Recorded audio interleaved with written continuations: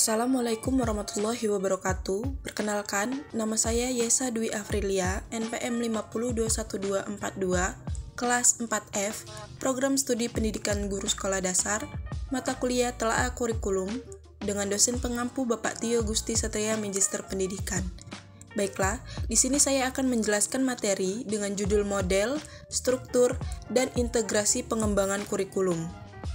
Model pengembangan kurikulum. Pengembangan kurikulum adalah proses perencanaan dan penyusunan kurikulum oleh pengembang kurikulum dan kegiatan yang dilakukan agar kurikulum yang dihasilkan dapat menjadi bahan ajar dan acuan yang digunakan untuk mencapai tujuan pendidikan nasional. Dikaitkan dengan model pengembangan kurikulum berarti merupakan suatu pola, contoh dari suatu bentuk kurikulum yang akan menjadi acuan pelaksanaan pendidikan atau pembelajaran. Model pengembangan kurikulum adalah model yang digunakan untuk mengembangkan suatu kurikulum, di mana pengembangan kurikulum dibutuhkan untuk memperbaiki atau menyempurnakan kurikulum yang dibuat untuk dikembangkan sendiri, baik dari pemerintah pusat, pemerintah daerah, atau sekolah. Model administratif. Ada beberapa istilah yang digunakan untuk pengembangan kurikulum model administratif, antara lain yaitu top-down approach dan line-stop procedure.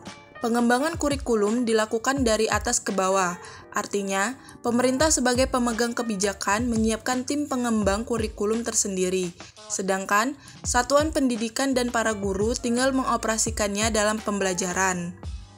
Model pendekatan grassroots. Pendekatan grassroots merupakan kebalikan dari pendekatan administratif. Pendekatan grassroots yang disebut juga dengan istilah pendekatan bottom up, yaitu suatu proses pengembangan kurikulum yang diawali dari keinginan yang muncul dari tingkat bawah, yaitu sekolah sebagai satuan pendidikan atau para guru. Model demonstrasi. Model demonstrasi pada dasarnya bersifat grassroots, datang dari bawah. Model ini diprakarsai oleh sekelompok guru, atau sekelompok guru bekerja sama dengan ahli yang bermaksud mengadakan perbaikan kurikulum. Model ini umumnya berskala kecil, hanya mencakup satu atau beberapa sekolah, satu komponen kurikulum atau mencakup keseluruhan komponen kurikulum. Model BEUCEM. Pengembangan kurikulum dengan menggunakan metode BEUCEM ini dikembangkan oleh BEUCEM, ahli di bidang kurikulum. Hal ini memiliki 5 bagian pembuatan keputusan. 5 tahap tersebut adalah: A. Menentukan ruang lingkup pengembangan. B. Penataan pihak-pihak yang terlibat di dalamnya, yang di dalamnya terdapat ahli kurikulum. C. Pembentukan dewan sebagai koordinator dan tugas sebagai tim penilai dari pelaksanaan kurikulum sebelumnya, pemilihan materi, dan penulisan kurikulum yang baru. D. Implementasi kurikulum dengan tugas menetapkan kurikulum baru yang telah ditetapkan. E. Evaluasi terhadap pelaksanaan yang sedang berjalan. Model Rogers. Carl Rogers adalah seorang ahli psikologi yang berpandangan bahwa manusia dalam proses perubahan mempunyai kekuatan dan potensi untuk berkembang sendiri, tetapi karena ada hambatan-hambatan tertentu, ia membutuhkan orang lain untuk mempercepat untuk perubahan tersebut. Berdasarkan pandangan tentang manusia, maka Rogers mengemukakan model pengembangan kurikulum yang disebut dengan model relasi interpersonal Rogers. Model pemecahan masalah. Model ini dikenal juga dengan nama Action Research Model, dengan asumsi bahwa perkembangan kurikulum merupakan perubahan sosial. Dari sisi proses kurikulum, model ini sudah melibatkan seluruh komponen pendidikan yang meliputi siswa, orang tua, guru, serta sistem sekolah. Taba Inverted Model. Taba mengenalkan metode pengembangan yang diawali dengan pencarian data dan percobaan teori-teori yang ada kemudian diimplementasikan. Hal tersebut bertujuan untuk mencocokkan teori yang selama ini digunakan dengan praktik di lapangan. Model integrasi kurikulum. 1. Model penggalan atau fragmented. Merupakan model kurikulum yang memisahkan materi ke dalam disiplin ilmu yang berbeda yang dikemas dalam mata pelajaran. Model fragmented ditandai dengan ciri pemaduan yang hanya terbatas pada satu mata pelajaran saja. pada proses pembelajarannya. Butir-butir materi tersebut dilaksanakan secara terpisah-pisah pada jam yang berbeda-beda. 2. Model keterhubungan atau connected adalah model pembelajaran terpadu yang secara sengaja diusahakan untuk menghubungkan satu konsep dengan konsep yang lain, satu topik dengan topik yang lain, satu keterampilan dengan keterampilan yang lain, tugas yang dilakukan dalam satu hari dengan tugas yang dilakukan pada hari berikutnya, bahkan ide-ide yang dipelajari pada satu semester berikutnya dalam satu bidang studi. Ketiga, model sarang atau nested adalah model pembelajaran terpadu yang target utamanya adalah materi pelajaran, yang dikaitkan dengan keterampilan berpikir dan keterampilan mengorganisasi. Artinya, memadukan aspek kognitif, afektif, dan psikomotorik, serta memadukan keterampilan proses, sikap, dan komunikasi.